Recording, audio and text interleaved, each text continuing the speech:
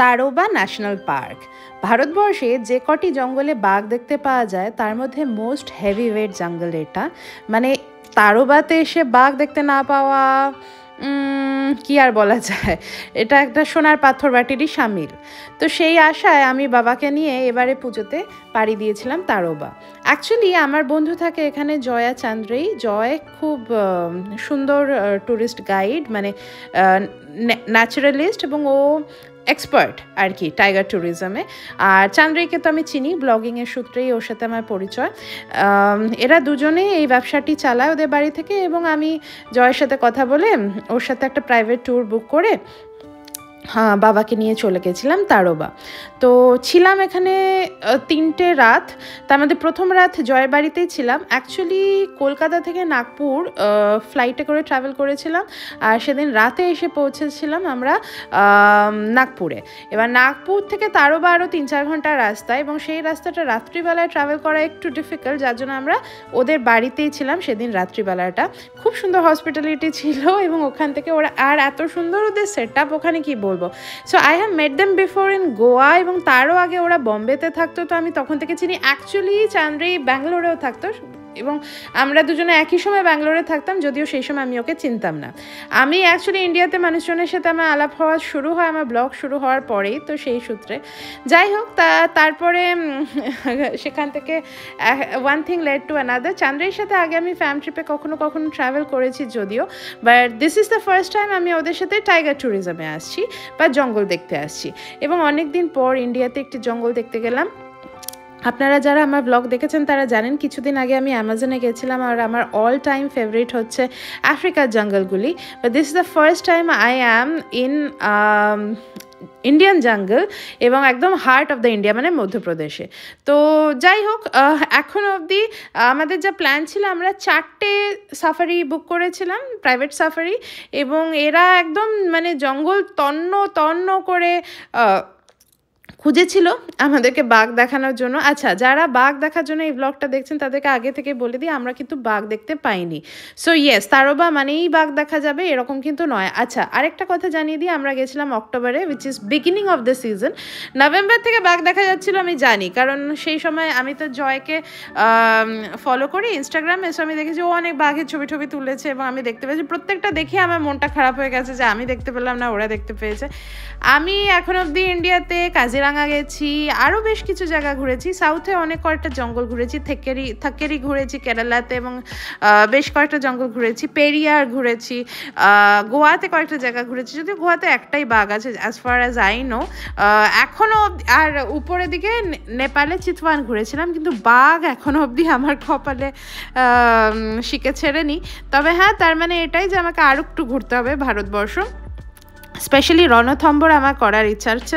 আমি জয়ের থেকে শুনলাম যে মার্চ মাসে নাকি গেলে দেখা পাওয়াই যাবে, কারণ তখন এত গরম হয়, এবং যারা বাঘ দেখতে আসে সেই সময় তারা অ্যাকচুয়ালি মানে গামছা জলে ভিজিয়ে এবং বরফ টরফ নিয়ে গিয়ে, প্রচুর জল নিয়ে গিয়ে একদম ওত পেতে বসে থাকে বাঘ দেখার জন্য, এবং বাঘগুলিও সেই সময় গরমকালে কাহিল হয়ে গিয়ে মানে খুব চট করে দর্শন দেয় আর কি।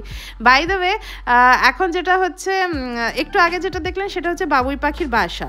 আর এখন জয় গিয়েছিল, একটি পাখি পড়েছিল রাস্তায়, ওটিকেও হাতে করে তুলে রাস্তার ধারে সরিয়ে দিল, যাতে করে পাখিটি চাপা না পড়ে। তারোবা ভিলেজ আমার ভীষণ সুন্দর লেগেছে। Small and beautiful Indian town with plenty of bovine at every house. প্রত্যেকটি বাড়ি ডোমেস্টিকেটেড মানে পশু পাখি রাখে। আর এইটা দেখুন, এটা একজন ট্যুর গাইডেরই গাড়ি, কিন্তু সে বোধহয় বাড়ির বাচ্চাগুলিকে এখন স্কুলে দিতে যাচ্ছে ওর ট্যুর গাইডে করে। এই জিনিসগুলো আমার এত ভালো লাগে না। This is what I miss the most about India, মানে এই সিম্পল লাইফ, এই জুগার ব্যাপারটা। আর দেখুন, যেখানে সেখানে যাচ্ছি রাস্তার ধারে এরকম গরু গাড়ি দেখা পড়ছে, এবং এই যে এই ট্রাফিক জ্যামটা হচ্ছে, আমি এগুলো মোটামুটি 2.5 বছর পরে দেখছি। এবং এখন তো আর ওরকম কথা ইন্ডিয়া যেতে পারি না, তো এখন মানে this are the treasures in my life. কি বলবো আর, সেই মানে মোষ এবং গরু এদের মধ্য দিয়ে গাড়ি চলছে, তাদের মধ্য দিয়ে আমরাও যাচ্ছি, এবং এরা কিন্তু চাইলে একবার যদি গাড়িটা গুতিয়ে দেয় তো গেল। গাড়িটা কিন্তু এটা চান্দ্রেইর জামাইবাবুর গাড়ি, ও জামাইবাবু থাকেন লন্ডনে, ও দিদি অ্যাকচুয়ালি থাকে ইউরোপে, প্রবলি লন্ডনে if I am not mistaken, এবং ওরা যাওয়ার আগে গাড়িটা ওদের বাড়িতে রেখে গেছে। বাই দ্য ওয়ে এরা দুজনে কিন্তু দুর্গাপুরের ছেলে মেয়ে, এবং আমার যেহেতু একটা বাঁকুড়া কানেক্ট আছে সেই জন্য আমি ওদের সাথে খুব ভালোভাবেই কানেক্ট করি। বাবার এটা হচ্ছে প্রথম টাইগার সাফারি, এর আগে দার্জিলিংয়ের দিকে গেছে, কিন্তু বাবার খুব ইচ্ছে ছিল ডুয়ার্সও যাওয়ার, বেশ কয়েকবার বলেছিল, কিন্তু অ্যাজ সেইভাবে সাফারি তো করা হয়নি, এবং ভারতের লোকজন ধরেই না সাফারি করতে গিয়ে বাঘ দেখা যাবে না। এবার কি আর বলবো, সত্যি হয়তো দেখা যায় না, আই ডোন্ট নো দেখা যায় কি যায় না, আমি তো চেষ্টা করে যাব যতক্ষণ না পর্যন্ত আমি দেখতে পাচ্ছি। আর এইটা কি বলুন তো, যেমন আমাদের সুন্দরবনেও কিন্তু এটা আছে, বাঘের দক্ষিণ রায়ের ঠান, সেম জিনিস তারবাতেও আছে। জঙ্গলের ধারে যে মানুষগুলি থাকে, স্পেশালি আমাদের দেশে পপুলেশন এত বেশি, বাঘে মানুষের লড়াই করেই তো জঙ্গলের ধারে মানুষগুলির বসবাস, তারা প্রত্যেকে কিন্তু বাঘকে পূজার ব্যাপারটা কিছুটা ভয়ের জায়গা থেকেও তো আসে, বা রেভারেন্স যেটাকে বলে সেই জায়গা থেকেও আসে। তো সেখান থেকে যে কটি মানুষ মারা গেছে আর কি বাঘের থাবায়, তাদের স্মৃতিতে ওরা একটি থান বানিয়ে দিয়েছে। আর আমরা তারগার ধারে একটি কটেজে ছিলাম, সেটা ভীষণ সুন্দর একটা ন্যাচারাল কটেজ, খুব সুন্দর এয়ার কন্ডিশন দিয়ে করা, এবং রান্নাবান্না অসাধারণ ছিল, একদম টিপিক্যাল মারাঠি খাওয়া দাওয়া। আমরা খুব ভালো এখানে চিকেন খেয়েছিলাম, তবে আমাকে জয় বলেছিল দেখ খাওয়া দাওয়া কিন্তু ভেজিটেরিয়ান হবে। আই ওয়াজ লাইক ঠিক আছে, বাঘ দেখার জন্য আমি এইটুকু স্যাক্রিফাইস করতে তো রাজি আছি। যাই হোক, খাওয়া দাওয়া খুব ভালো ছিল, একদম টিপিক্যাল প্যাকেজ ট্যুরিজম যেরকম হয় আর কি। এটা হচ্ছে লাস্ট দিন, যেদিনকে বাবা যাবে না বলছিল, তবে ভাই আবার ফোন করে বললো না যাও। আমিও বললাম দেখো তুমি আর কবে আসবে, এই তো একবার যখন চান্স পেয়েছো তখন ঘুরে নাও। তো আমরা এখন কি করছি, একটা নদীর উপরে দাঁড়িয়ে আছি গাড়িটা নিয়ে আর কি, জিপে করে গেছিলাম, তো গাড়িটা কিন্তু সব জায়গাতেই মোটামুটি দাঁড়িয়ে থাকতে পারে। আমরা প্রচুর রকমের পাখি দেখেছি, অনেক রকমের প্রাণীও দেখেছি, বাঘ ছাড়া অবভিয়াসলি। এবং এই জায়গাটিতে যখন গাড়িটা দাঁড়িয়ে আছে এত সুন্দর লাগছে, মানে কি বলবো, নেচার ট্রুলি হিলস ইউনো। আমি বারবার করে ওদেরকে এটাই বলছিলাম, আমি হয়তো এরপরে গিয়ে 3-4 মাস আর কোথাও ট্রিপ করতে পারবো না, এবং সেই সময় যখন থিংস উইল গো টাফ, আমি এই ভিডিওগুলো দেখবো এবং আমার ভালো লাগবে। এবং আমি অ্যাকচুয়ালি ভিডিওটা এডিট করছি 6-7 মাস পরে, এবং তখন কিন্তু সত্যিই আমার খুব ভালো লাগছে। এখন দেখুন এটা একটা রেশম পোকাই তো, একটা শুয়োপোকা টাইপের, এটা বাবার টুপিতে ছিল, সেখান থেকে জয় নিজের হাতে নিয়ে নিল। আমার একটা জিনিস খুব ভালো লেগেছে, জয় এবং চান্দ্রাই দুজনেরই, ওরা কিন্তু খুব রেসপন্সিবল ট্যুরিজমে বিশ্বাস করে, এবং ওরা দে এনশিওর যে কোনো প্রাণী কোনোভাবে যাতে আহত না হয় ওদের এই ট্যুরিজমের মাধ্যমে, এবং they take extra care of the jungle, which I really appreciate. এবং এটা শুধু ওদের না, এটা আমি সব জায়গাতেই দেখেছি, অ্যামাজনেও দেখেছি, আফ্রিকাতেও দেখেছি, মানুষজন যারা জঙ্গলের সাথে মানে আস্পৃষ্ট হয়ে কাজ করে চলেছেন, তারা জঙ্গলের প্রচুর খেয়াল রাখেন। এটা হচ্ছে একটা বারাসিঙ্গা যেগুলিকে বলে, বা sambar deer, I think sambar ডিয়ারও বসে রেস্ট করছিল। অ্যাকচুয়ালি সবে মনসুন সিজন শেষ হয়েছে, তো এখন গাছপালা একদম ঘন সবুজ চারদিকে, এরকম চট করে দেখা যায় না। আপনাকে বাঘ দেখার জন্য বা অ্যানিমাল দেখার জন্য এমন সময় আসতে হবে যখন এই ঘন সবুজ ব্যাপারটা নেই। আমরা দেখেছি একটা বিশাল বড় সাপ রাস্তা ক্রস করছে, সেটা দেখেছি। সানরাইজ সানসেটের সময় জঙ্গলের অন্য এক রূপ, সেটা দেখেছি। একটি বাঘিনী ছিল, তার 2টি বাচ্চা নিয়ে রাস্তা ক্রস করছিল, তাদের পায়ের ছাপ, শ্যাট, মানে বেসিক্যালি তাদের পুপ, এগুলো তো দেখেইছি, এবং এগুলি দেখেই ওরা বেসিক্যালি টাইগারগুলিকে ট্রেস করে।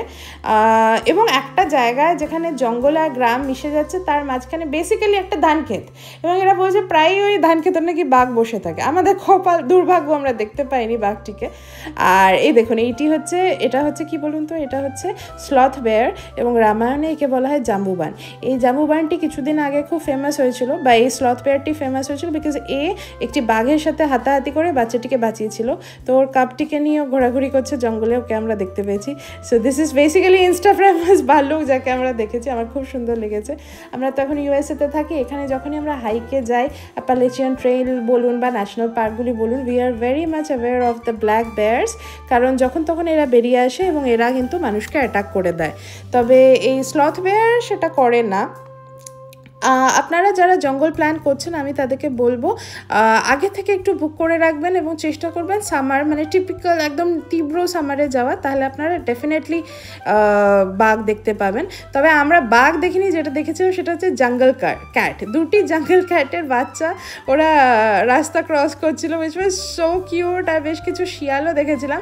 আমাকে জয় বললো jungle cat is more you know elusive, মানে বাঘ তো তাও দেখা যায়, জঙ্গল ক্যাট একদমই দেখা যায় না। আরেকটা জিনিস আমরা দেখেছিলাম, এই যে এইটা হচ্ছে জঙ্গল ক্যাটের বাচ্চাটা, দিস ইজ সো কিউট। এরা একটা তরফ থেকে আরেকটা তরফ হেঁটে হেঁটে পার হচ্ছিল, রিয়েলি রিয়েলি কিউট এই জায়গাটা। দেখুন এমন সময় দেখেছি আমি ক্যামেরা বার করে ছবিও তুলতে পারবো না, ফোনেই যেটুকু তোলার এসছে। আরেকটা জিনিস আমরা দেখেছিলাম, ফক্স তো বটেই, ইয়েস।